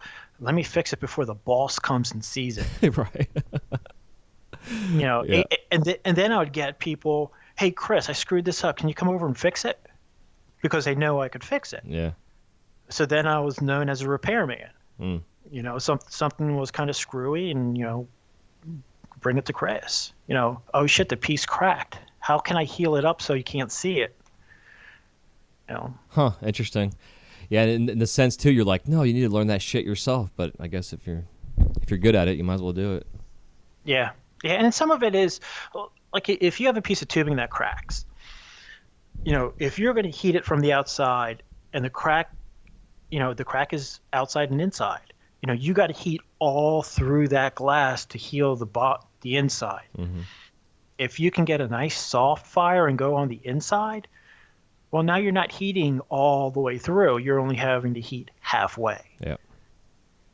And you can seal up a crack and have it look beautiful, and not even, later on, not even see it. Yeah, I agree, man. I think in the pipe industry, one of the I don't know what you want to call it, evolutions or whatever, but one of the newer, the past couple of years, are the hand torches and blow hoses that we're using now, and and a lot more. And I honestly, it took me up until about 2 years ago to get my whole setup, and which is, once I got it, I was like, why haven't I had this for like 10 years? Like, this is fucking stupid. Because I was able to do that. I was able to flare a piece open and go inside the wall and just touch a couple spots up that had cracked, like you're saying, and I could just completely heal it and clean it up to where you would never know. The glass has the memory, but my memory is not going to be there anymore because I don't see it. Right. It's nice. Mm-hmm. It's so important. It's just, you got to be able to do that stuff. And again, it's knowing the foundation that you get from starting the process of all your basics to be able to get to that point to where you're medium enough to be able to fix it. Right. Yeah. Yeah. I had talking about blow hoses. I went for an interview at one of the companies I eventually worked for, and the guy goes, "Make this," and it was something real simple. And I didn't have a blow hose with me, so I, blowing through the end of the tube and everything. And the boss walks over and he goes, "You're not on the beach. This isn't a theater. Get a fucking blow hose." And I'm like, okay. A lot of people don't use blow hoses. Well, in the scientific industry, what are you going to do? Take the piece out of the lathe every time you got to blow into it? Yeah, exactly. It doesn't work that way. Yeah. It's funny. That was when I first got on the lathe, that was my biggest difficulty, was figuring out what the hell kind of swivel joint to use on there to make sure that my hose wasn't getting all twisted up. Trying to really, that was like, because again, we bought a lathe. I had no idea what the hell I was doing. I flew a friend in town to help me learn how to run this thing. And he wasn't that experienced, so we were learning to kind of together. He knew more than I did, but like you're saying, those simple things like that, like just getting a blow hose on a tube that's in a chuck and have it centered and squared and everything's good to go. I have a whole new respect for lathe workers when I first got on that lathe. It's just especially when the variances that you have to have, if your thing's off, your chucks are off by a millimeter, it's going to screw everything up down the road. It's amazing. Yeah. Yeah, it is. I could go hell bent on tolerances on lathes and people being idiots. Mm-hmm. But yeah, if your chuck is way off, you're going to have a nightmare. An absolute nightmare. Yeah, absolutely. Have you gotten into building lathes from the scratch kind of deal, or are you mostly just into fixing and repairing? Mostly just fixing and repairing. I don't want to build a lathe from scratch. To build a good one, I don't have the time. Yeah. There's so many out there as there is. I just don't have the time. It's easier to get a used lathe or one of the newer ones that are coming out. Yeah, I saw somebody had posted there's a new company launching a new lathe that's like I want to say it was under $3,000, I don't remember who it was, but it was supposed to be like some high quality new model coming out. I don't know. That's super affordable. Because like Well, I know. there's Yeah. Oh, go on. I'm gonna say there's a Red Star, American Lathes, which I think also goes under AZ Lathes. There's Litton's, Bethlehem's, Heathway's. I know there's a guy in, I think, South Carolina who's starting to import some India lathes. Okay. And those, he's saying, I think are like 3,500. Yeah, maybe that's what it door. was. Yeah, I think that's exactly what it was. Yeah. Huh. Interesting. Yeah. I mean, everybody's beating up the India lathes, but, for $3,500, if they last a year, you're going to make your money on them. Oh yeah, you make your money if you're good. You make your money in the first week potentially. Yeah. That's crazy. It's kind of funny that you got that topic of the whole beating up the other countries. Like I'm all about supporting American work and the glass here, the manufacturing process, and I understand, which sucks, why these companies are having their glass made overseas. I get it. It's to keep costs low so we can afford to buy the stuff. But the products that are coming out of these, like India, there's some color I've used out of India that's amazing, and it's colors that you can't get in American colors. It's the palette they have there is a little different, and we use it over at Disney on some of our stuff because, like I said, the colors we have to use for certain of some of our characters have to be specific to Disney standards for these characters. And like we use like an India green, and we use purple also out of India, and they work fantastic. There's no COE compatibility issues, nothing at all. The quality is great. Now, I understand the labor going into manufacturing may not be always good. The people are worried about the sweatshops and that kind of shit. I get that. Well, the other thing is not just the sweatshops; it's also the environmental regulations. Right. You look at China and their smog that they have because of their industry. Yeah. It looks like a fog at noon where you can barely see. Yeah, it's crazy. Yeah, I mean it's going to catch up to them. It may take them a number of years or a couple of generations, but it's going to catch up to them, and then they're going to have the same regulations that we have. Yeah, it's interesting bringing that up with the whole. I don't know if you've heard with the whole cadmium thing going on right now. And yeah, I heard about that. And I had heard some whispers with a couple companies that weren't even in the Boro world, that are more of the soft glass guys and the whatever, that were having to deal with these issues, and now it's reached over into our industry. And I hate to say that I'm glad it's happened, but I'm glad it's happened because I feel like the growth has been so fast that the regulations haven't been set to standardize really the full amount of testing, and like you're saying, the environmental impact it's going to have. Like North Star right now with Abe, he's all about like, we're going to try to be as zero emissions as we possibly can be to be able to manufacture this stuff, which I think is awesome. It is. Yeah, it's great. It has to be, because I know part of my concern has always been exposure to this stuff, whether I'm using clear or color. And we're dealing with heavy metals, and I don't really use silver or gold anymore, the fuming of it, just because I don't want to have that extra exposure, even if it's not necessarily that toxic for me, but I know it is, especially in the long run, build up. Well, just get a big exhaust fan and you'll be fine. Yeah. Get one that'll suck the speck of dust from like 500 feet away. Yeah, exactly. But the problem is put it in your window and turn it on, but have no way of getting fresh air in. Right, exactly. And that's the problem that you run into, right? I worked at a company that was that way. They had two big exhaust fans, and I was doing quartz at the time, and I had a little exhaust hood.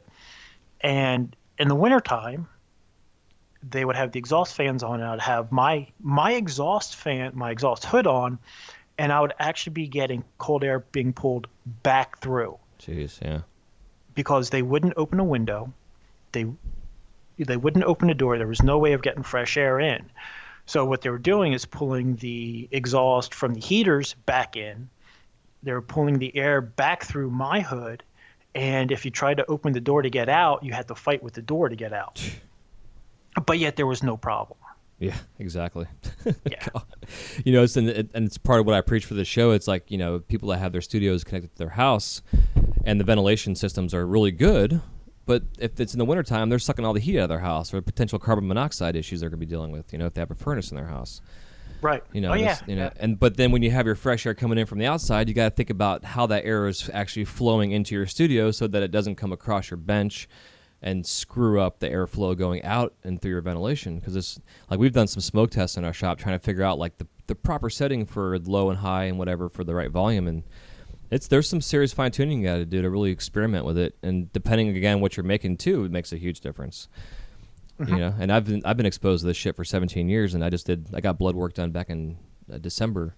Right, I literally worked a full shift in our new studio space. Went and got blood work done and my urine test and shit, and came up clean. Like nothing was there, which is good. Great. Yeah, that's what I said, man. Yeah. I was excited, and I've been sharing that with the people on the show just so they know. But it's still important. I think everybody annually needs to get a physical, get your eyes checked, get all your blood work done, your urine test and shit, and all that stuff. You know, because like talking to some folks a couple weeks ago about this, part of the issue we can potentially deal with, especially with the cadmiums, is dealing with like bladder cancer and stuff because of the filtration process of, you know, our bladder and what it does and our kidneys and liver and stuff. And you know, that stuff, it eventually gets through our body, but then it gets stuck in that area of like our, you know, our filtration system in our bodies that just builds up and builds up and builds up, and you don't realize it until all of a sudden you got some fucking tumors or cancer or some crazy shit going on. Oh yeah, I agree with that. I mean, there's a lot more to building a shop than just, oh, I got an exhaust fan, I got a torch, and I got a window. You know, there's a lot more to it. You know, you gotta. I mean, I don't have a really big exhaust fan or anything. I don't fume. I just work clear. You know, I'm attached to the house. You know, I work out of the garage, and you know, I have in the wintertime, I'll crack the garage door, and the way it'll flow, you know, it'll pull everything out. And I have a little fan up on the ceiling, so you know, pulling the heat out. But you know, it keeps the garage clean enough and clear enough where I have no problems. But you know, if I was fuming or something like that, working with a lot of color, oh yeah, my setup would be completely different. Yeah, completely different. Yeah, it's amazing how just burning a torch, how you can really tell when it takes the oxygen out of the air. You know, and it's we don't have good airflow. It's like you can walk into some places and you're like, oh my god, you can just smell that there's no oxygen in the room. You know, now I worked at one place that had air conditioning, and that was a fun place to work at.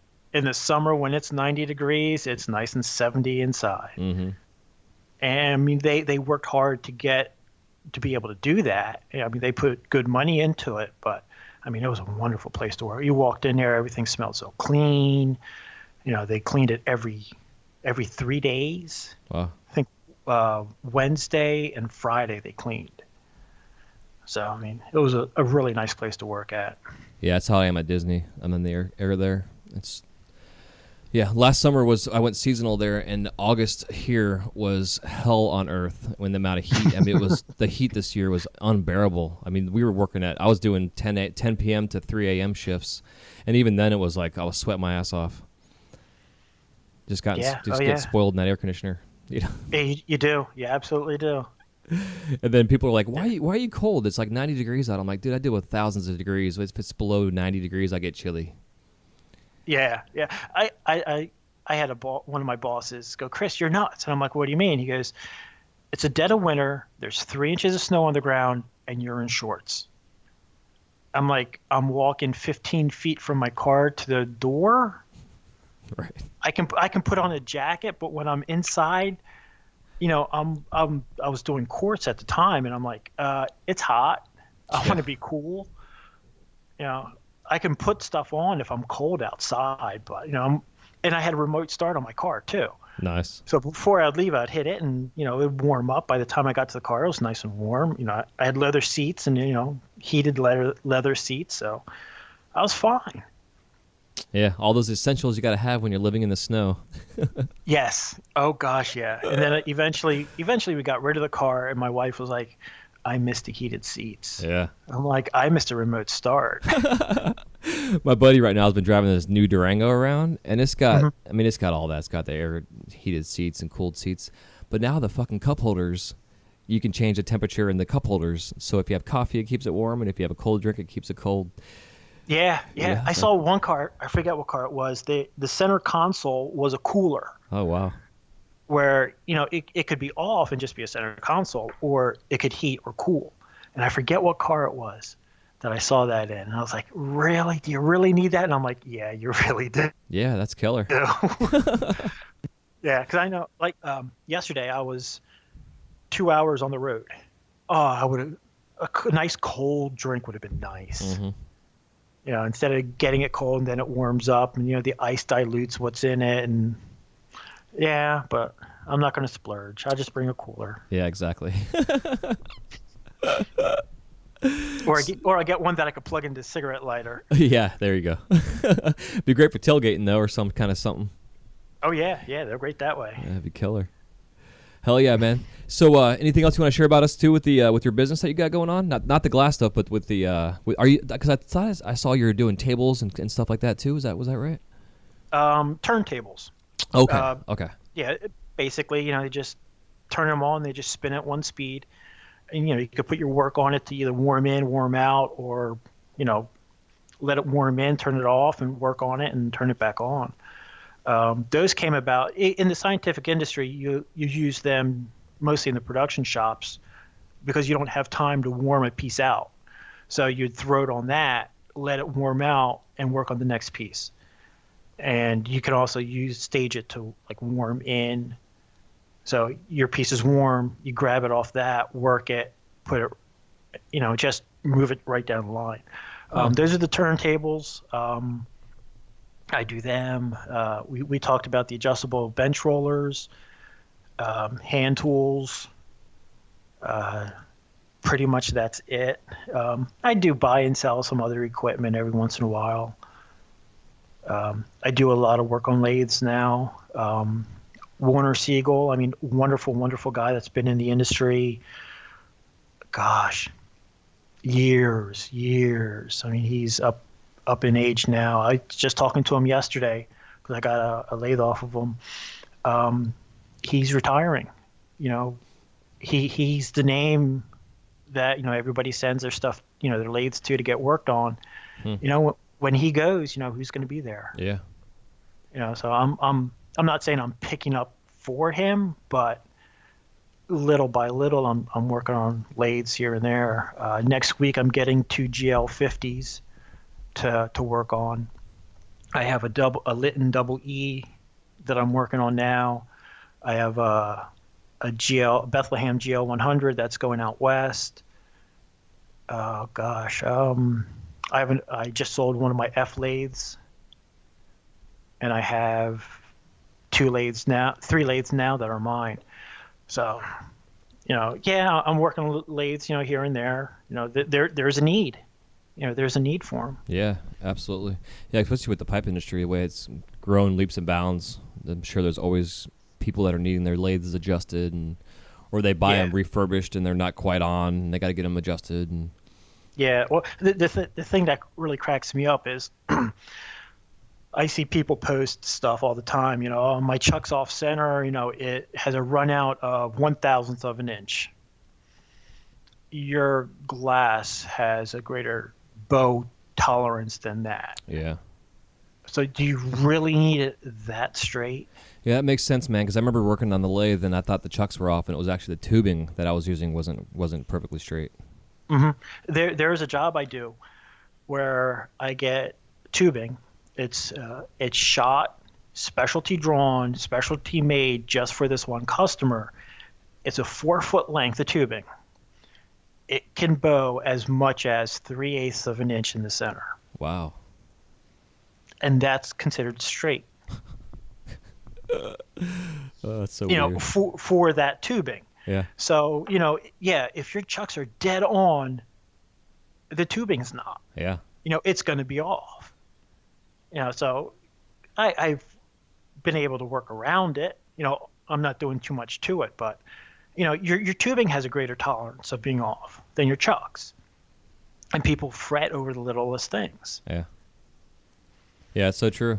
Just got to get her done. Just turn on your torch and get to work. Yeah. Oh, yeah. It's too funny. So to kind of move forward with we had talked previously about the crashing the kiln round, and since you don't really do a lot of color and what have you, I still want to cover some of the questions in here. Sure, go for it. I was kind of looking forward to it. Yeah, man. Well, shit, we can go ahead and do it. If you want to go through the whole process, we can. I'm all about it. Sure. Okay. Oh, yeah, I'll go through the whole process. Okay. Well, before we do, let's take a quick minute to take a break and thank our sponsors, and then we will come back and we will crash the kiln.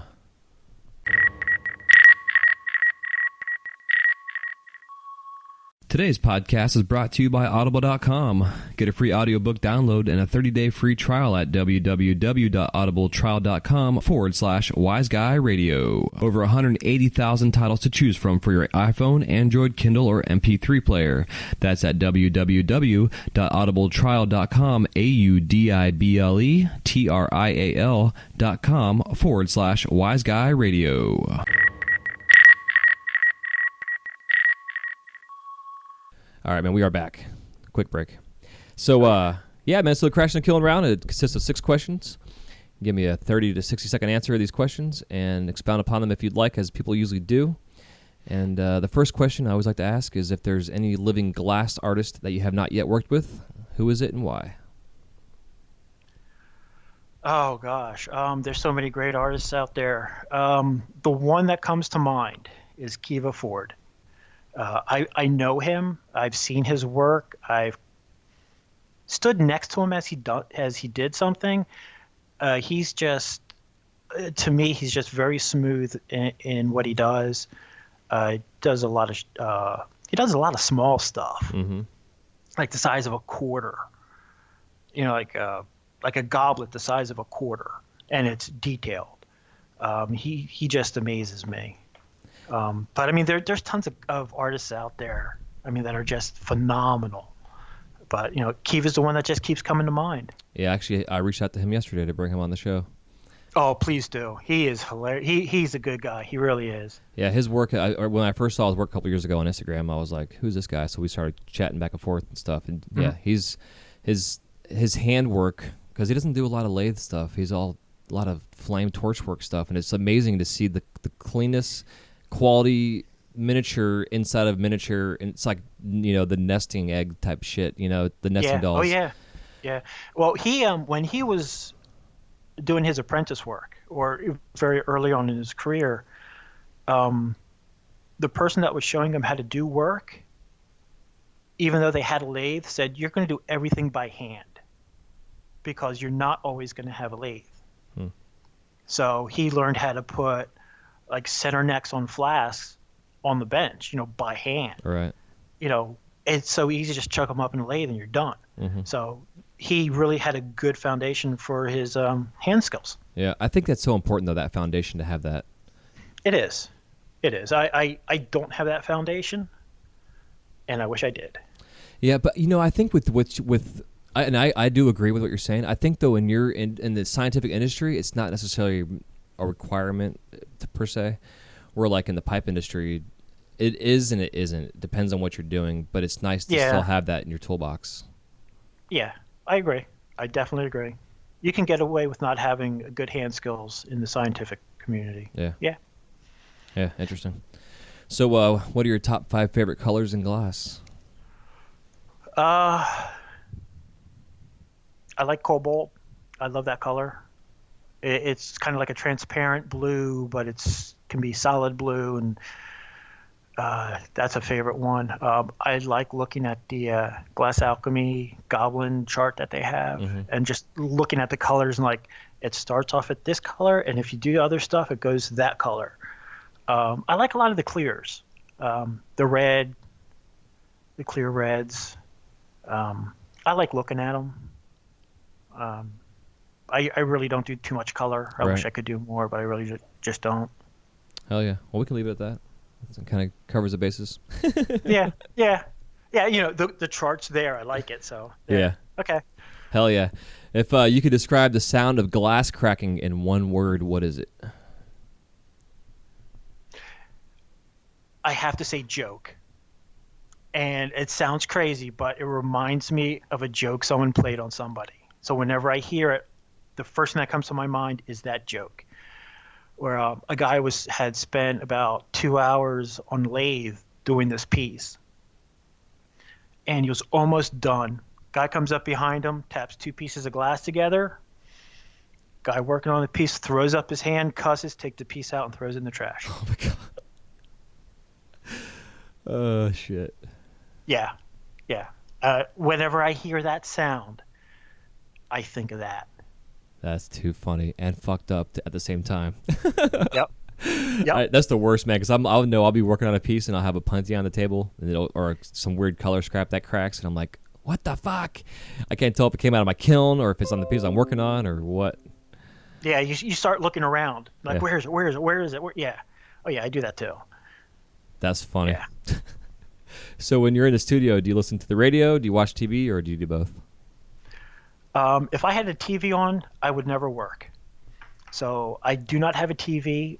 In our house, we only have one TV. We do not have one in the bedroom. Let's see, radio. I'll put Sirius on every once in a while, but mostly it's podcasts or my playlist. Nice. What podcast can you recommend for us? This one, of course. Oh, thanks.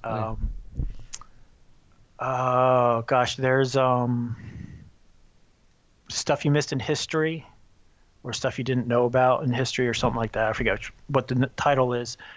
It talks about a different view of events that happened in history. It goes more into detail, sort of like behind the scenes stuff.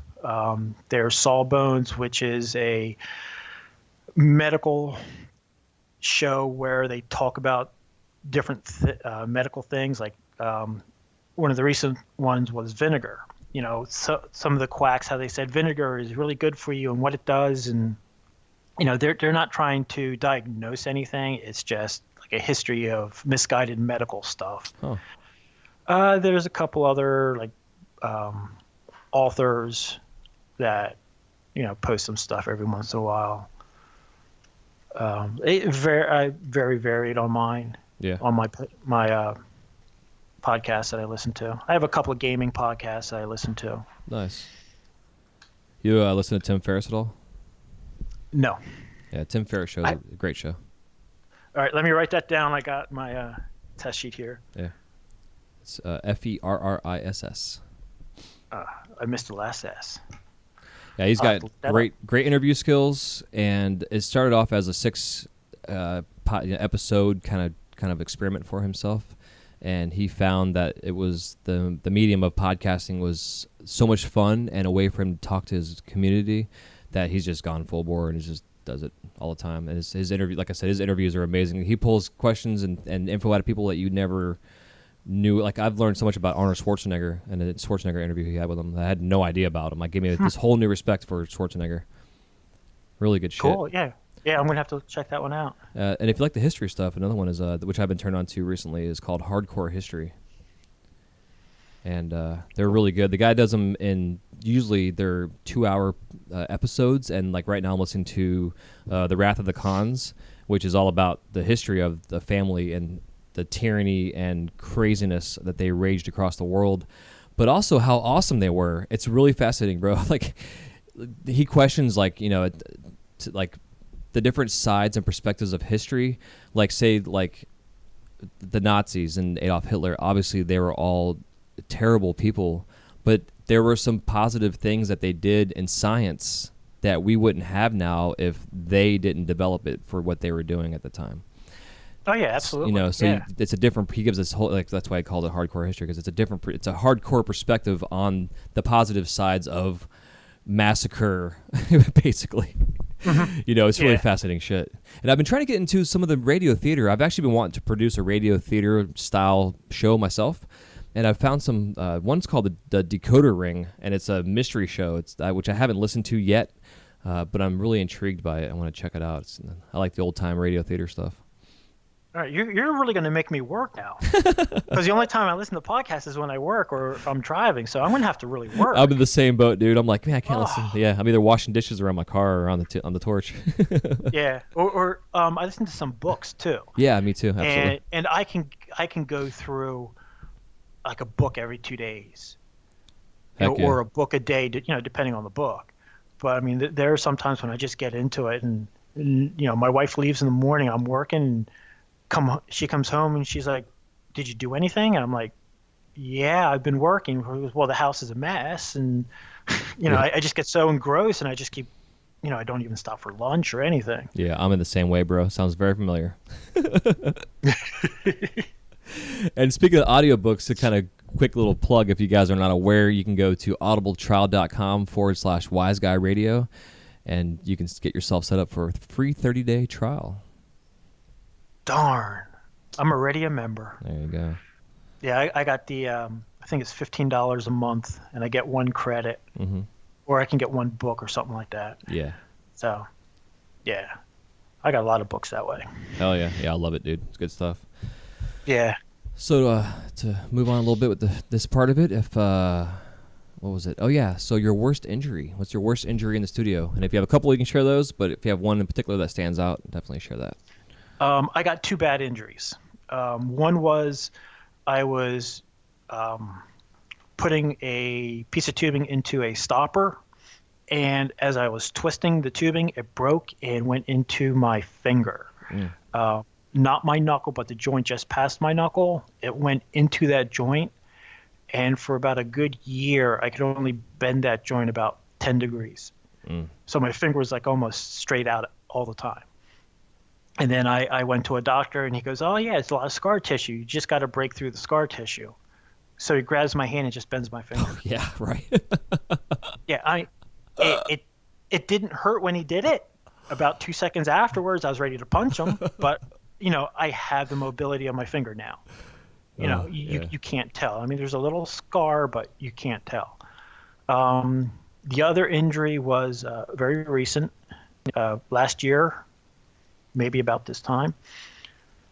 In the process of making the hand tools, I have to heat treat some of the metal.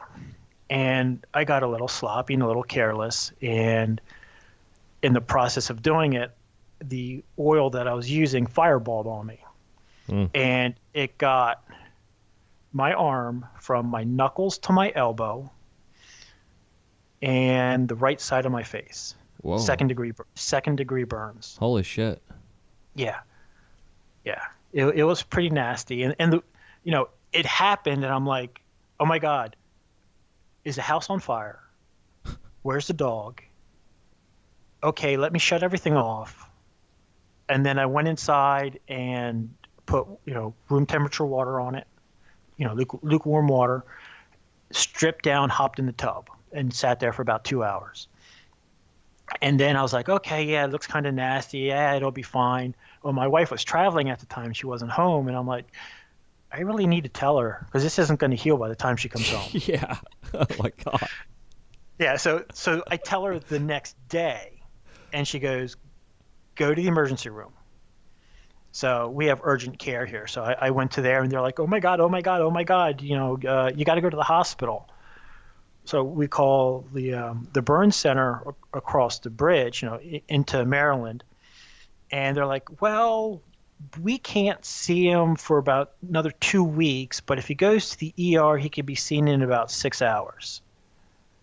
And we're like, he kind of needs to be seen now, but we're not going to pay emergency care, going to the ER. We work for a living. So we called another burn center, and they're like, oh, yeah, have him come in tomorrow morning. Nice.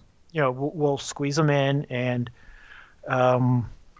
I mean, my arm is the pigment's a little off, but my face, you can't tell. I mean, I got really, really lucky. Man, yeah, sounds like it. Holy shit.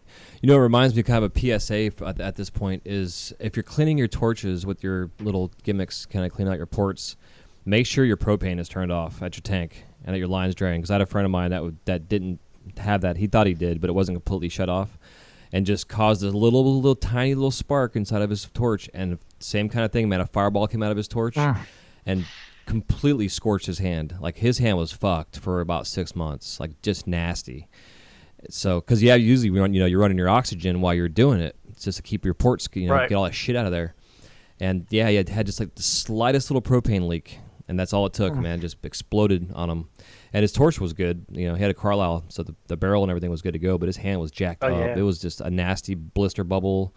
It's gross, but still, it's a good thing to pay attention to. You could probably take it one step further than that and disconnect your propane. Yeah, there you go. Yep. This way you're not gonna have that problem. Yeah. I know. I clean some of my torch tips in the CLR. Okay. I drop them in there for a couple of hours, and then water and blow them out, and they're usually pretty good after that. They look pretty. Yeah, I'm sure. Is that for your hand torches? Yeah, yeah. Okay. Yeah, that makes sense. Yeah, you could probably do it to, like, the Carlisle if you wanted to, but I've never tried it. Yeah, I don't know. There's so many different theories I've heard, which is going to be part of my chats with Mike, asking him too, because I've always heard one way to clean a Carlisle, especially, is to work it really hot, and then shut everything off, and then turn on your oxygen, and then dip the head of the torch into like a bucket of water, and supposedly it's supposed to crack all the glass particles and dust and shit out of there. But I'm just worried about the welds of the little tubes going out and the ports and stuff. I don't know. It's You know what? Call Carlisle. Talk yeah. to them. Yeah, that's a good idea. I need to call them anyways and bring them on the show. Yeah. I would say, or if you want, no, I won't get into it. Okay. No, I was just thinking that, by the time this airs, it's going to be too late. But I mean, the Delaware Valley section of the ASGS is having a meeting at Carlisle. Oh, nice. And we get a tour of the plant, and we talk to Mary, and we get the history of Carlisle, get to see how they make stuff, and use their facility if you want to test out a torch or Hell yeah. or whatnot.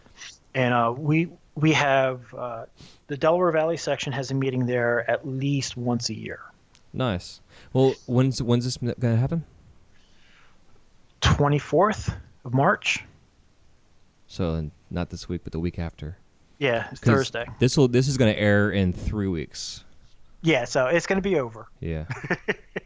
Well, if you can remember to ask them, maybe like what's the best way to clean out a clogged tip or a clogged port, Sure. and then let me know, and I can just add it to the intro or to a newsletter that I do as well, or whatever. Oh, I'll definitely ask. It'd be cool. Okay, hell yeah. Okay. So the final question, which I'm gonna have to change a little bit for yourself, is if you're stranded on a desert island, or actually just on an island in general, because it could be whatever the hell you want it to be, resort, naked chicks, empty, nothing at all, whatever you want to have it be, and all you had there was a lathe and your gases and a torch and a kiln, I guess you'd need to. What 5 items would you bring to work? Have to bring the glasses. Mm-hmm. Have to. I mean, I've heard plenty of the podcasts, so you definitely need the glasses. Yeah. Just a shitload of color and some tubes. Pretty much everything else I can scrounge around and make stuff. Hell yeah. Well, you got 2 more things. And it doesn't have to be glass. Oh, go on. Beer assistant. There you go. So when I want something, boom, they're going to bring it. Hell yeah. You got 1 more. A comfortable chair. Perfect. Hell yeah, man. Well, before I let you go, I want to discuss the ASGS real quick with everybody, because that's part of why I'm excited to bring the scientific world into here, as also be part of the American Scientific Glassblowers Society. And the symposium coming up. Are you going to be at the symposium this year? Yes, I am. I'm Cool. going to be there. Hell yeah. Yeah, I'll be there myself. So I'm looking forward to it. Yeah, so if you want to discuss your involvement with that as well, then you got the Delaware chapter that you have, but also the organization is nationwide.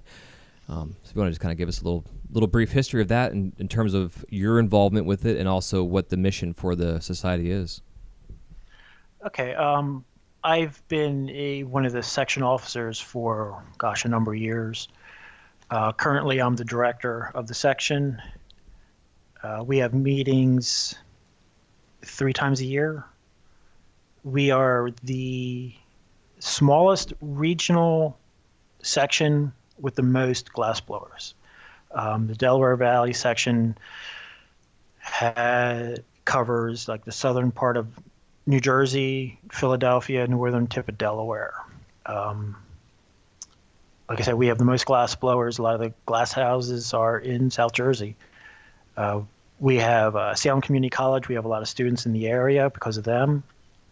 On a national level, we hold a symposium every year, and it's always in a different spot. This year, it's in Tucson, Arizona. Next year, I think it's going to be in Texas. And the year after that, might be in the Rocky Mountain section. You can hit the website and look at the sections. We have a lot of information on there. My involvement on the national level is I am in charge of the Joseph S. Greger Junior Member Seminar. It's a free seminar to junior members, junior student members. They don't have to pay a dime to get in. It's limited to 12 people. We cover 3-4 different things. It's a 2-day event. We have very experienced people that teach the class. It's all hands-on. Everything's supplied. You could just bring your glasses, and if you don't have glasses, we have them too. We have a past couple of years a chemist who's not a glassblower, who is part of the society, and he's been in the junior member seminar. And he wanted to know about glass so that he could be a better chemist.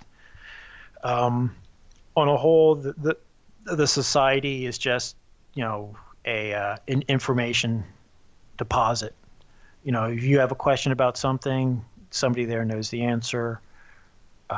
There's people all over. We have some international members. Oh gosh, there's just so much. I'm sure. Yeah, definitely come out and see us in Arizona. We're at, I want to say it's like a spa resort. Yeah, it is. Yeah. Oh, Yeah, I'm looking forward to it. I am too. Yeah, it'll be my first time getting out there myself, and also being involved. And it's going to be a lot of firsts for me. It's going to be my first time there in the location, my first time getting involved into a large community like this as an event. I've never really been to a large glass event before, the whole 9 yards, and especially the scientific glass thing. I'm going to be seeing things being done that I've never even thought about or never even knew existed. So I'm super pumped. Plus, I'm going to be doing video and audio and doing podcast episodes and recording episodes and stuff out there too. Good. Well, when you're out there, look me up. I'll be busy Monday and Tuesday and Wednesday. Okay. Because that's when the junior member seminar is going on. Normally, we don't allow other people in, like people just walking in, but since I know you're going to be there, I'll let you in. Okay, awesome. So you could talk to some of the people that are in there and stuff. And the ASGS is all voluntary. Nobody gets paid. The symposium and all the teachers and everything, it's all volunteers. Hell yeah. All the teachers, I'm in charge of the one workshop or the one seminar. I don't get paid. It's all on me going out there. Nice.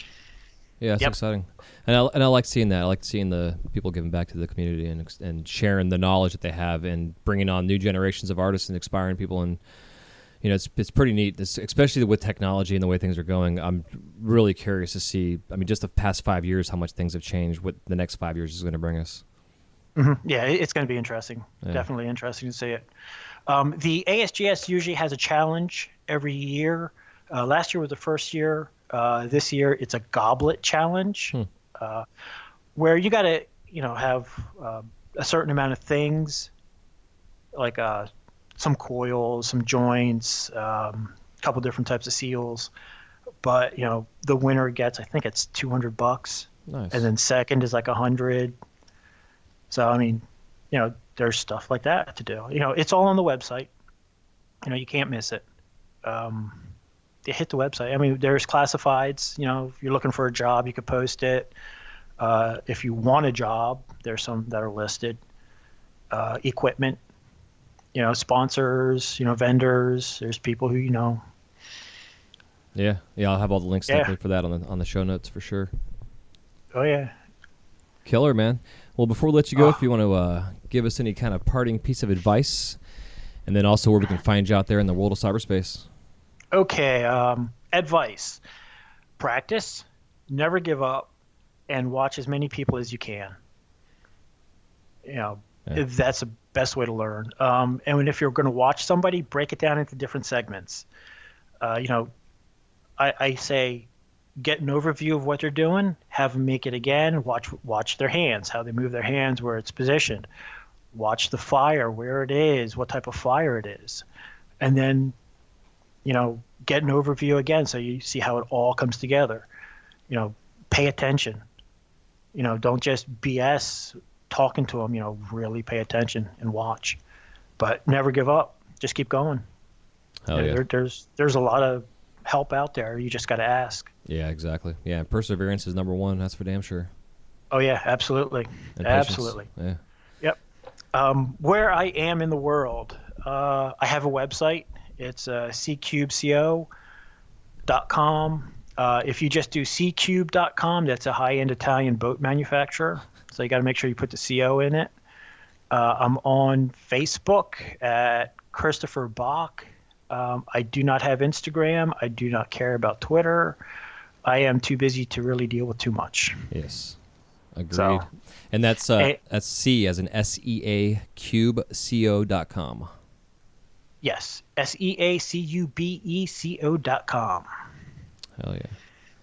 Cool, man. And also, before we let you go, I wanted to share with everybody that you are officially our newest sponsor coming on the show, which I can't thank you enough for that. And I'm excited to not only have you on the show here as a guest, but also to have you on here for a while as a sponsor and sharing your business and what you're making and supporting myself and the show and supporting the community out there in general, with what you're doing. So I can't thank you enough, and I hope you all definitely go to his website and check him out.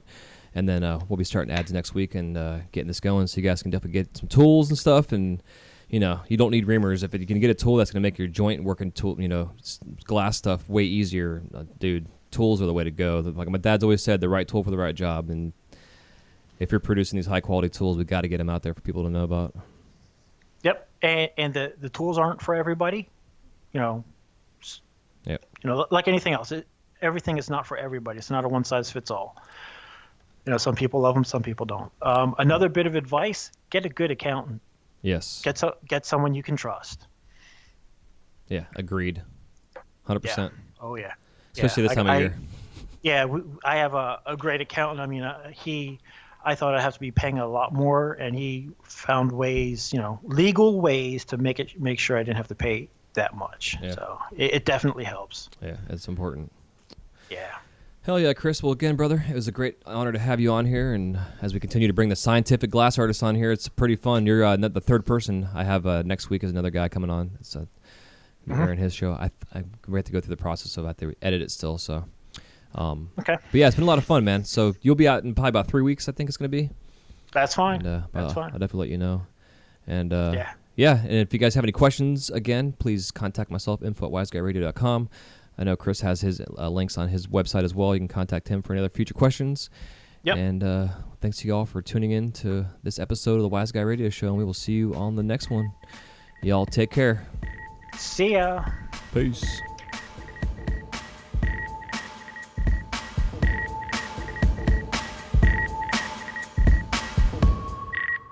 Thank you guys so much for listening to this episode of the Wise Guy Radio Show. If you have any questions, comments, or remarks, please leave them in the show notes page area where it says comments. We'll see you soon. Have a wise night.